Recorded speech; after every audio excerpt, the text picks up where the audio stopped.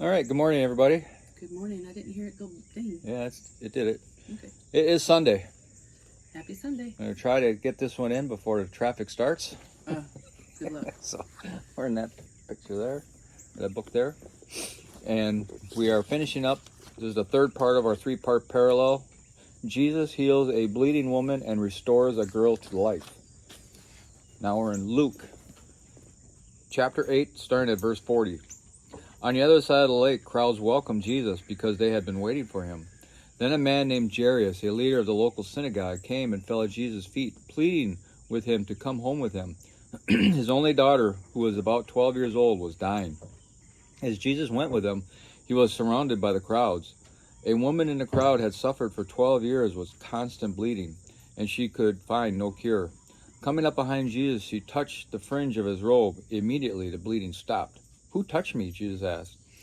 Everyone denied it, and Peter said, "Master, this whole crowd is pressing up against you." But Jesus said, "Someone deliberately touched me, for I have felt healing power go out from me." When the woman realized that she could not stay hidden, she began to tremble and fell to her knees in front of him. The whole crowd heard her explain why she had touched him and that she had been immediately healed. "Daughter," he said to her, "your faith has made you well. Go in peace." While he was still speaking to her, a messenger arrived from the home of Jairus, the leader of the synagogue. He told him, "Your daughter is dead. There is no use troubling the teacher now." When Jesus heard what had happened, he said to Jairus, "Don't be afraid, just have faith, and she will be healed." When they arrived at the house, Jesus wouldn't let anyone go in with him except Peter, John, and James, and the little girl's father and mother.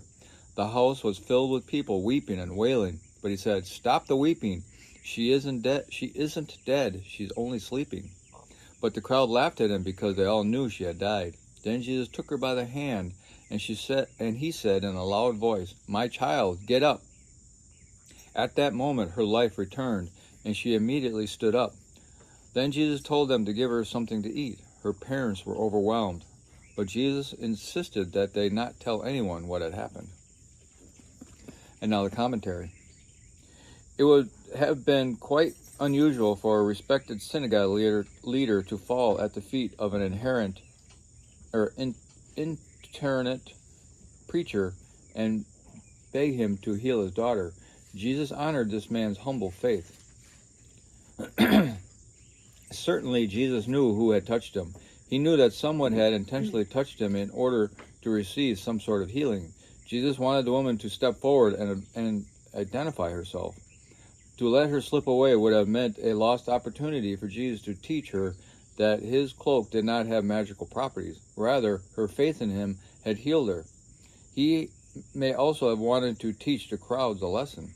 According to Jewish law, a man who touched a menstruating woman became ceremonially unclean. That's in Leviticus chapter 15, verses 19 through 28. This was true whether her bleeding was normal or, as in the woman's case, as a result of an abnormal condition. To protect themselves from such defilement, Jewish men carefully avoided touching, speaking to, or even looking at women. By contrast, Jesus proclaimed to hundreds of people that this unclean woman the unclean woman had touched him, and then he healed her. In Jesus' mind, this suffering woman was not to be overlooked. As God's creation, she deserved attention and respect. People with children can readily put themselves emotionally in Jairus' place. His daughter had died while they were on the way home. Luke did not record it, but the poor man probably cried out in anguish. Jesus surely felt the father's very human grief.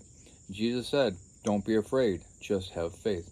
Again, Luke didn't record Jairus' reaction to these words, but he must have had at least some flicker of hope because he did complete his mission in bringing Jesus to his house.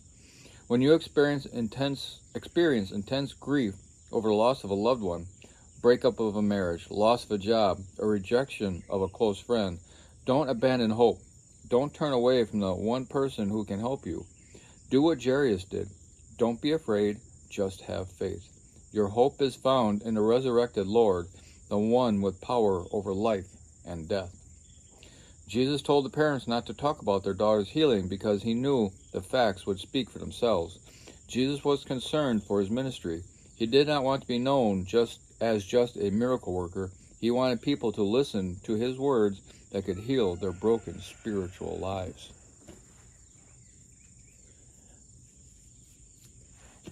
You know, and again, he didn't come to abolish the law, right? Because he was not.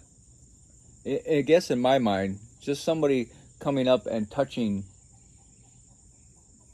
me, like touching my shirt, or she's just barely touched the fringe of his cloak, does not necessarily mean that you are completely unclean. I don't think. I think the law was intended that people, you know, for that particular law, you know, or even touching the dead, right? You're not supposed to touch the dead when that makes you ceremonial. There's a whole long laundry list of being ceremonial unclean. And again, it has everything to do with your intentions and your heart.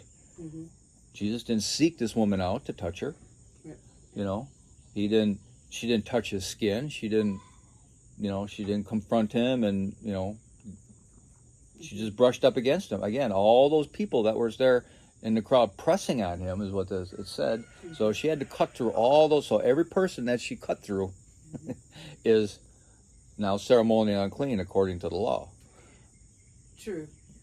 According to the very strict law, yeah. But, you know, again, she, you know, just because, you know, the thing was, you were actively breaking the law by intentionally doing these things, and that's what Jesus was trying to come across. Because I'm sure if a Pharisee or a Sadducee was standing there, he would have been pointing fingers, you know. Yeah.